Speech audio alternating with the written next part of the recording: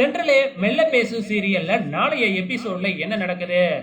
நம்ம பரம ரிஷியோட ஃபேமிலிய ஏதாச்சும் பண்ணணும் அப்படின்னு அங்க போய் ஃபேமிலிய பார்த்த உடனே மனசு உருகி எதுவுமே பண்ணாம வந்துடுறாரு.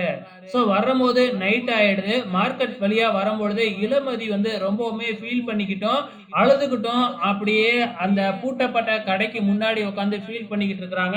இத பார்த்த உடனே நம்ம பரமனுக்கு அப்படியே மனசு ரொம்ப கவலையாயிடுது. என்னாச்சு அப்படின்னு அங்க போய் கேட்டு பிரச்சனை எல்லாத்தையுமே தெரிஞ்சுக்கிறாப்ல. அதாவது இளமதியோட துணியெல்லாம் திருடிட்டாங்க இல்லையா? அததான் சொல்லி பார்த்தீங்கன்னா, இதான் பிரச்சனை அப்படின்னு தெரிஞ்ச உடனே, "நீ கவலைப்படாத. உங்க எல்லாத்துக்கிட்டயும் நான் மாமூல் வாங்குறது எதுக்கு? உங்களுக்கு ஏதாச்சும் ஒரு பிரச்சனை அப்படின்னா, அதுக்கு நான் தான் பொறுப்பு. கவலைப்படாத. உன் துணிய கண்டுபிடிச்சு குடுக்க வேண்டியது என்னோட பொறுப்பு. இப்ப நீ வீட்டுக்கு போ" அப்படின்னு சொல்லி சொல்றாரு. அந்த டைம் பார்த்து இளமதியோட அந்த ஸ்கூட்டரும் ஸ்டார்ட் ஆக மாட்டேங்குது. "சரி நீ நடந்து வா. நான் உன் ஸ்கூட்டர தள்ளிக்கிட்டு உன் கூட பாதுகாப்புக்கு வரேன்" அப்படின்னு நம்ம இளமதி கூட பேசிக்கிட்டே வீடு வரைக்கும் வராப்ல. நம்ம இளமதி, "நான் கூட உன்னைய தப்பா நினைச்சேன். நீ இவ்வளவு நல்லவனா இருக்கியே" அப்படின்னு கேட்கும்போது, "நீ மட்டும் இல்ல, இங்க இருக்கிறவங்க எல்லாருமே அப்படிதான் நினைக்கிறாங்க.